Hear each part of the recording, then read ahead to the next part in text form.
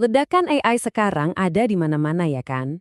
Tapi, pernah kepikiran nggak, mesin apa sih yang sebenarnya ngejalanin semua ini? Kalau kamu mikir jawabannya Nvidia, itu baru setengah cerita loh.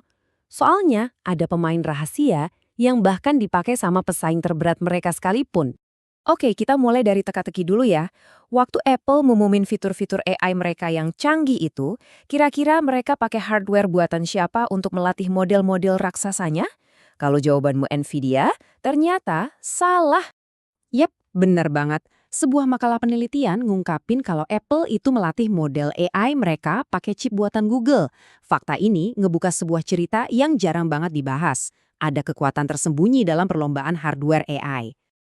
Jadi, sementara semua orang heboh ngomongin Nvidia sebagai raja chip AI, ternyata Google tuh diam-diam udah ngebangun hardware AI custom mereka sendiri selama 1 dekade terakhir. Dan ini adalah kisah tentang senjata rahasia mereka. Kenalin nih jagoan utama di cerita kita, Tensor Processing Unit atau disingkat TPU. Ini adalah chip khusus buatan Google, sebuah akselerator hardware yang diciptain spesifik buat kerjaan AI, sebuah kategori yang bisa dibilang mereka ciptakan sendiri. Oke, sekarang kita mundur dikit yuk ke awal mulanya semua ini. TPU itu lahir bukan karena pengen mendominasi pasar, tapi justru dari sebuah kebutuhan yang super mendesak, yang bahkan bisa mengancam kelangsungan hidup Google. Nah, ini dia pertanyaan yang jadi pemicu semuanya, sekitar tahun 2014. Kalau aja setiap pengguna Google pakai pencarian suara cuma 30 detik sehari, Google sadar mereka harus menggandakan jumlah pusat data mereka. Ini masalah serius, butuh solusi radikal, bukan cuma perbaikan kecil-kecilan.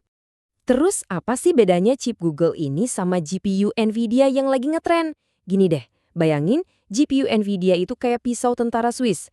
Fleksibel banget, bisa buat macam-macam. Nah, TPU Google itu jenisnya ASIC atau sirkuit terpadu untuk aplikasi spesifik. Anggap aja ini kayak pisau bedah. Didesain sempurna cuma buat satu tugas, tapi efisiensinya luar biasa. Seberapa efisien emangnya? Generasi pertama TPU, mereka itu 100 kali lipat lebih efisien untuk tugas AI dibanding hardware yang ada waktu itu. Ini bukan peningkatan biasa, ini lompatan kuantum.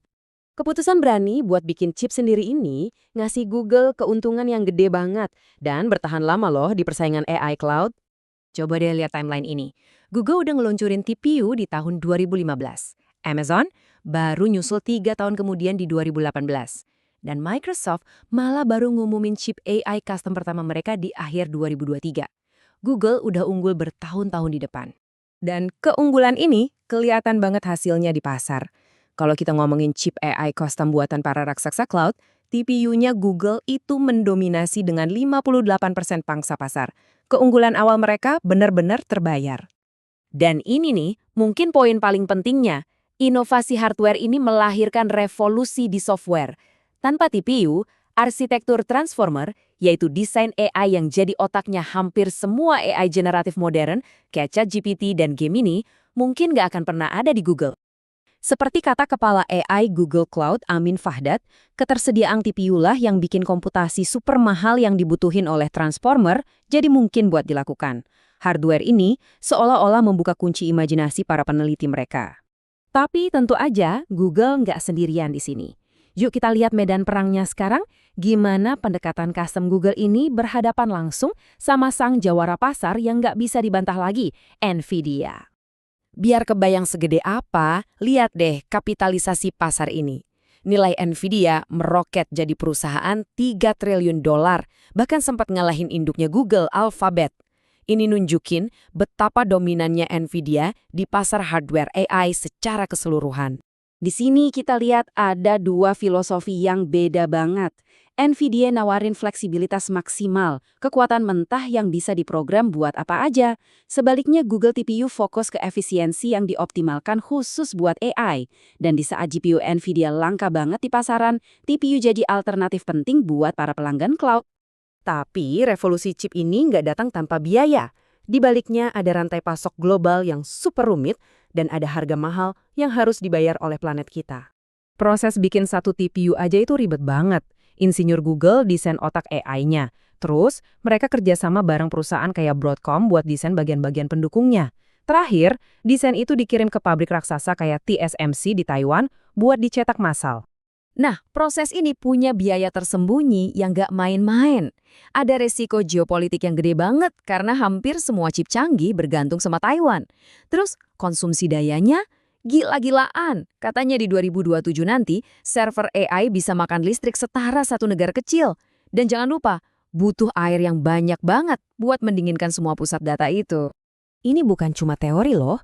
Laporan lingkungan Google sendiri nunjukin emisi mereka naik hampir 50% cuma dalam 4 tahun. Sebagian besar ya karena pertumbuhan pusat data untuk AI. Coba bayangin kalau nggak ada efisiensi dari chip custom kayak TPU, angkanya bisa jauh lebih parah.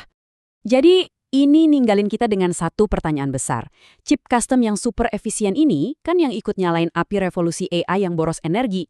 Nah, pertanyaannya sekarang, apa inovasi lebih lanjut di chip yang sama ini juga yang bakal jadi kunci untuk mengatasi krisis energi yang mereka bantu ciptakan? Sebuah paradoks yang menarik buat masa depan AI kita semua.